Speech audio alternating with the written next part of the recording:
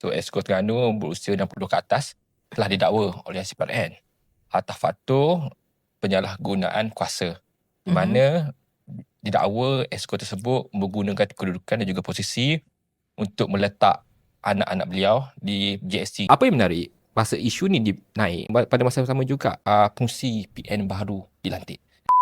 So, sudah pasti untuk sedia maklum, fungsi PN baru ada Dr. Sam. Sudah pasti Dr. Sam mengeluarkan satu statement pada 24 Februari. Di mana beliau menyatakan bahawa kerajaan negeri berpegang teguh dengan prinsip undang-undang bahawa seorang-seorang itu tidak bersalah selagi tidak dibuktikan bersalah.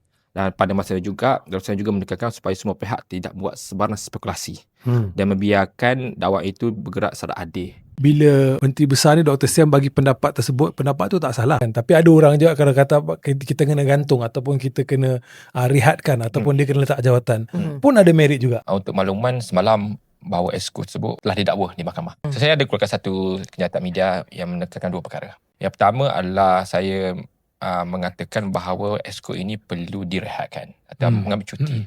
Sebab ini selari apa yang dibangkitkan oleh pimpinan PAS sebelum ini, apa-apa isu sebelum ini. Yang kedua adalah saya tanya reaksi. Masa saya post 23 Februari, belum ada reaksi daripada MB. Saya minta reaksi MB sebagai fungsi PN juga merangkat Menteri Besar Terengganu lah. Alhamdulillah MB dah keluarkan statement dan saya tak ada masalah dengan statement tu. Saya sangat meraihkan.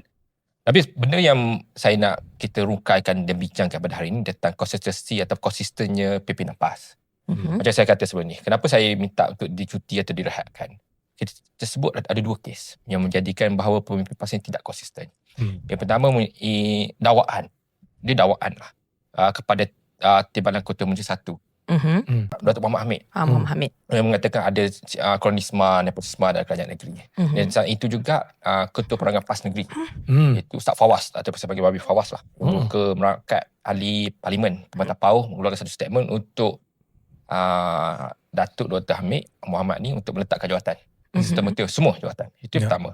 Yang kedua pula, isu dakwaan rasuah yang melibatkan bekas Supol PMS.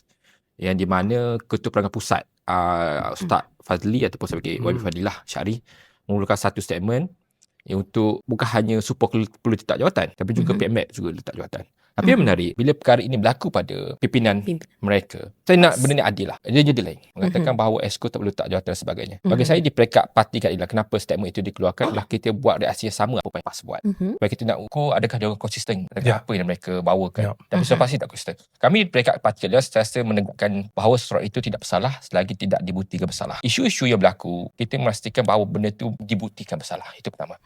Yang kedua, saya rasa di peringkat pimpinan baru, saya sebut pimpinan baru Dr. Sam ni, saya rasa Dr. Sam ada satu cabaran besar dalam membentuk perbincangan baru dalam kalangan Perikatan Nasional. Betul. Kenapa saya sebut perbincangan baru? Sebelum ini kita lihat bahawa Perikatan Nasional melugang hampir semua. Benda itu tak membantu untuk membina negara yang lebih maju. Kepada Dr. Sam sebagai pengurusi PN baru untuk membentuk pimpinan baru dalam PN di mana untuk membina satu pimpinan alternatif kepada kerajaan Malaysia yang perbincangan itu lebih konstruktif dan lebih progresif.